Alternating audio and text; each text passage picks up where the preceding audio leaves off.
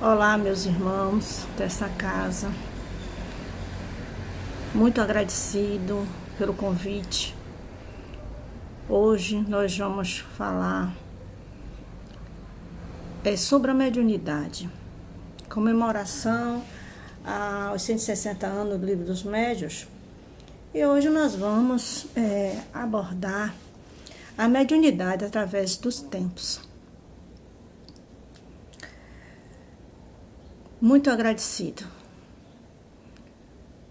pela abençoada oportunidade de falar de um tema tão discutido e tão incompreendido. Bem, acena-nos a antiguidade terrestre com brilhantes manifestações mediúnicas a reportarem da história. Discípulos de Sócrates referem-se com admiração e respeito ao amigo invisível que o acompanhava constantemente. Constantemente. Reporta-se Plutarco ao encontro de Bruto, certa noite, com um dos seus perseguidores desencarnados, a visitá-lo em pleno campo. Como podemos ver, a mediunidade não é coisa do espiritismo, que o espiritismo que começou quando Kardec codificou o Pentateuco, Codificou os ensinamentos de Jesus, o Pentateuco kardeciano. Não começou aí, que muitas pessoas acham que ser mediunidade é simplesmente referente a partir do século 20, 19, 20, que é uma coisa nova, mas não é uma coisa nova. É um fenômeno antigo. E nós vamos encontrar em Roma, no templo de Minerva, o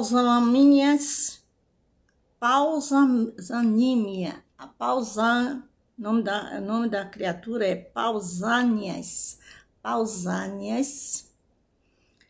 ali condenado a morrer de fome, passou a viver em espírito, monoideizado na revolta em que se alucinava, aparecendo e desaparecendo durante muito tempo. Nós vamos encontrar também histórias, notícias de Nero. Sabe-se que Nero, nos últimos dias de seu reinado, viu-se fora do corpo carnal, junto de Agripina e de Otávia, sua esposa e mãe, Agripina, genitora, e Otávia, a esposa. Ambas assassinadas por sua ordem, ali pressagiarem a queda no abismo. Isso deixou Nero revoltado e ordenou o assassinato da esposa e da mãe. Temos também notícias de Calígula. Os espíritos vingativos em torno de Calígula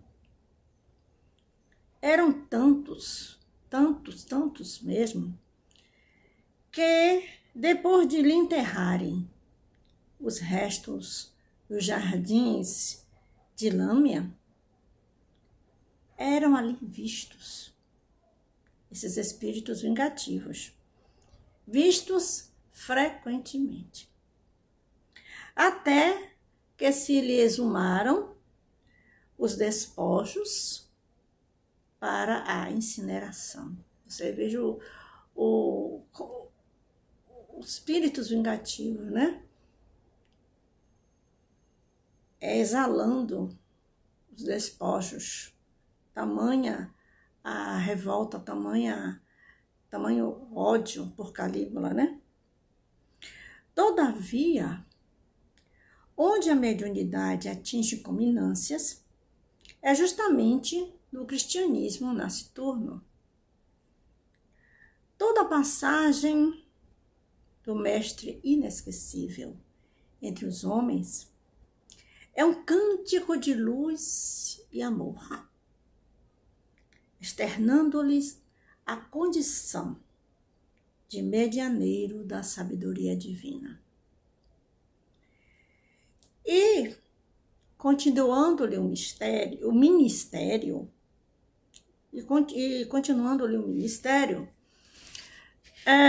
os apóstolos que se lhe mantiveram leais converteram-se em médiuns notáveis. No dia de Pentecostes, por exemplo, né? Está lá em Atos 2, versículo 1 a 13. Quando associadas suas forças, por se acharem todos reunidos, os emissários espirituais do Senhor, através deles, produziram fenômenos físicos de grande cópia, como sinais luminosos e vozes diretas. Inclusive, fatos de psicofonia, né? E xenocrasia. Xenoglossia. Nome complicado esse de falar. Em que os ensinamentos do Evangelho foram ditados em várias línguas simultaneamente para os israelitas de procedências diversas. Desde então, os eventos mediúnicos, para eles, se tornaram habituais. Espíritos materializados libertavam-se da prisão injusta. Vamos encontrar lá em Atos, capítulo 5, versículo 18 a 20. Né? Na Bíblia. O magnetismo curativo era vastamente praticado pelo olhar. Está também em Atos, capítulo 3, versículo 4 a 6. E pela imposição das mãos. Atos, capítulo 9, versículo 17. Espíritos sofredores eram retirados de pobres obsessos, aos quais vampirizavam.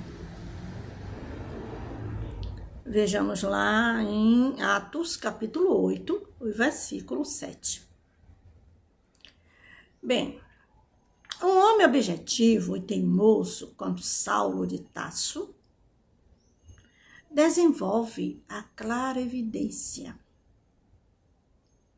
de um momento para outro. Vê o próprio Cristo na estrada de Damasco, as portas de Damasco, e lhe recolhe as instruções. Aquela célebre frase, né? Senhor, o que queres que eu faça? E quantas vezes nós também, né? Em momentos da nossa vida, nós também não não repetimos esta frase: Senhor, o que queres que eu faça? E porque Saulo, embora corajoso, experimente enorme abalo moral, Jesus, condoído, procura Ananias, médio clarividente, na aludida cidade, e pede-lhe socorro para o companheiro que precisava, né? Para o companheiro que encetava a tarefa. Está em Atos capítulo 9, versículo 10 e 11. Mais detalhes a esse respeito nós vamos encontrar no livro Paulo Estevão, né? A história de Saulo, a sua transformação. E também de Estevos, de Abigail, né? Um livro belíssimo que merece ser lido, relido, lido e relido, lido e relido. Não somente na casa dos apóstolos, né? Não somente na casa dos apóstolos, em Jerusalém, mensageiros espirituais prestam contínua assistência aos semeadores do Evangelho. Igualmente, no lado dos cristãos, em Antioquia, a mediunidade opera serviços valiosos e incessantes. Bem, dentre os médios aí reunidos, um deles de nome Agabo. Atos, capítulo 11, versículo 28.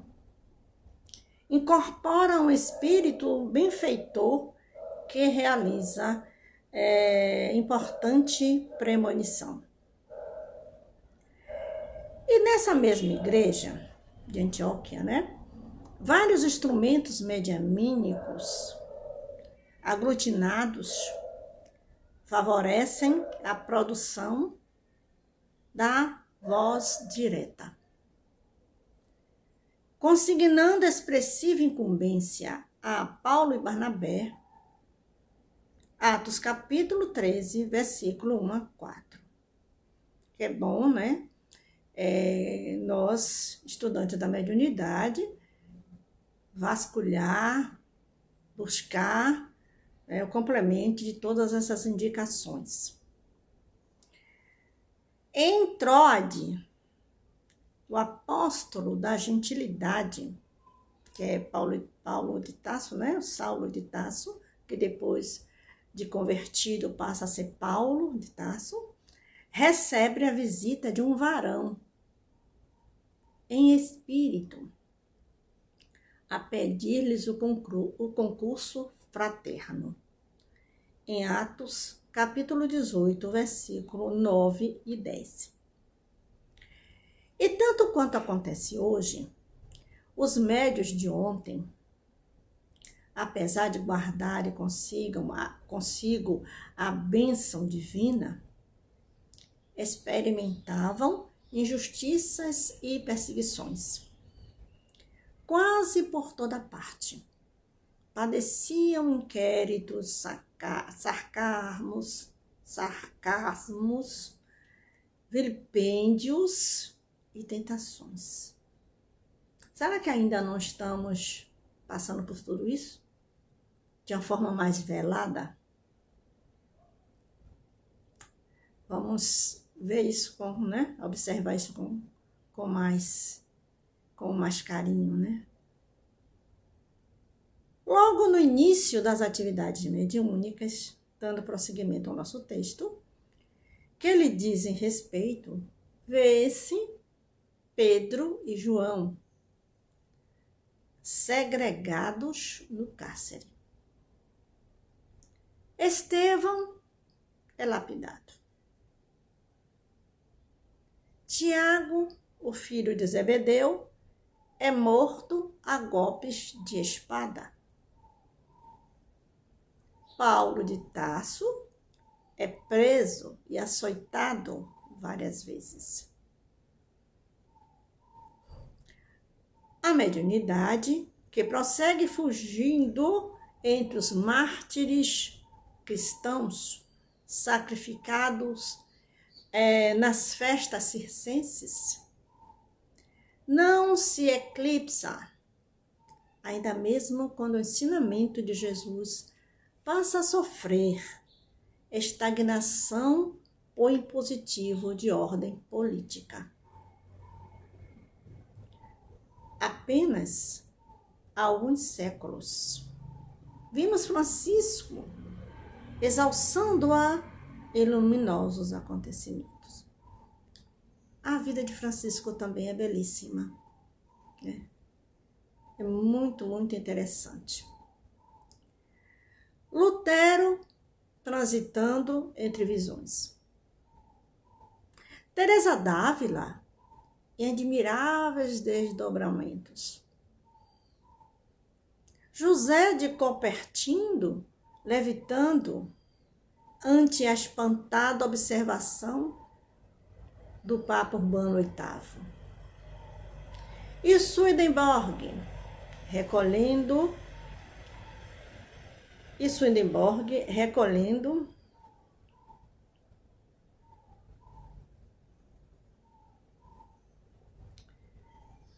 afastado do corpo físico, anotações de vários planos espirituais, que ele próprio filtra para o conhecimento humano, segundo as concepções da sua época. Compreendemos, assim, a validade permanente do esforço de André Luiz, que, servindo-se de estudos e conclusões de conceituados cientistas terrenos, tenta também aqui, sobre o tema desta obra, né? André Luiz é o autor de outro livro intitulado Nos Domínios da Mediunidade. Nota da editora que escreveu o seguinte: colaborar na elucidação dos problemas da mediunidade, cada vez mais inquietante na vida conturbada do mundo moderno. Eu acrescento, é de grande importância para nós médios, nós espíritas, um estudo mais aprofundado sobre a mediunidade. Estudar sempre, observar, vivenciar, respeitar, né?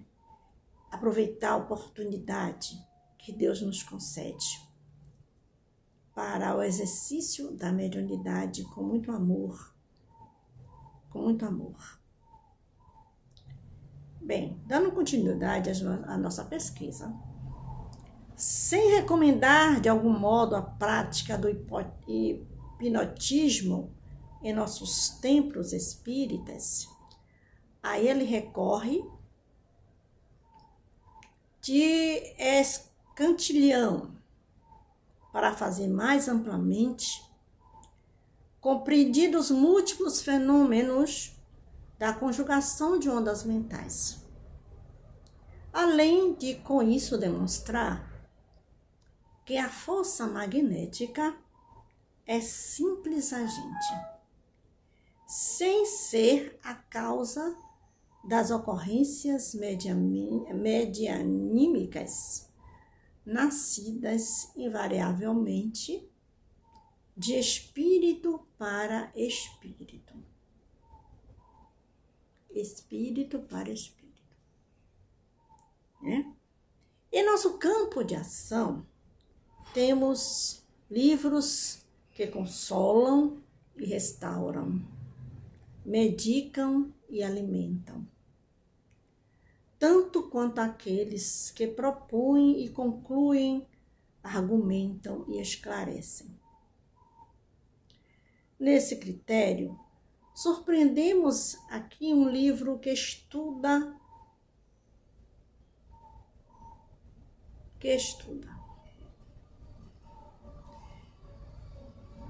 o livro Mecanismo da Mediunidade. Então, meus amigos, é muito importante buscarmos saber com mais profundidade, nos conhecer os dons que Deus nos concedeu como empréstimo, né? Dai de graça o que de graça recebestes. Isso está lá no Evangelho segundo o Espiritismo.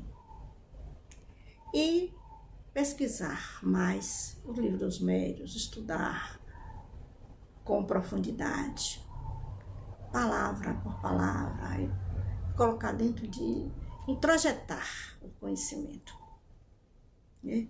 E agradecer a oportunidade. Nós podemos ser médios, nós somos médios 24 horas. Ser médium não é só no centro espírita ou numa reunião mediúnica. Podemos exercer a mediunidade de várias formas, diariamente. Para isso, é preciso, além do estudo, a nossa transformação moral, para que venhamos a atrair para o nosso campo magnético espíritos que possam nos auxiliar na nossa trajetória na Terra. Então, que Jesus, em sua infinita misericórdia, nos abençoe, que os bons espíritos nos oriente para que possamos trilhar o caminho do bem em busca da paz que começa em nós. Mais uma vez, agradecemos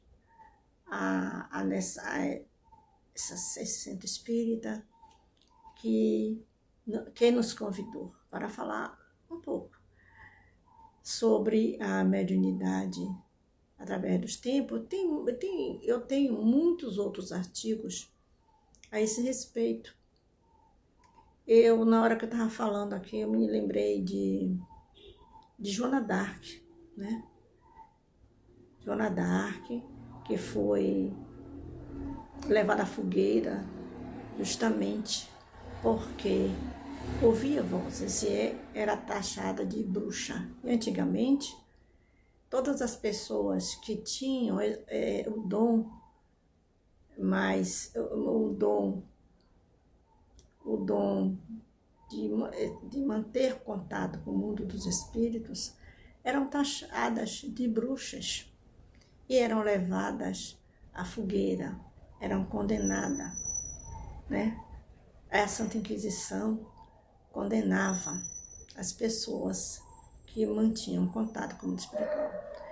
A gente deve lembrar que desde lá de Moisés, que Moisés ele proibia o contato com os mortos, né? Desde lá.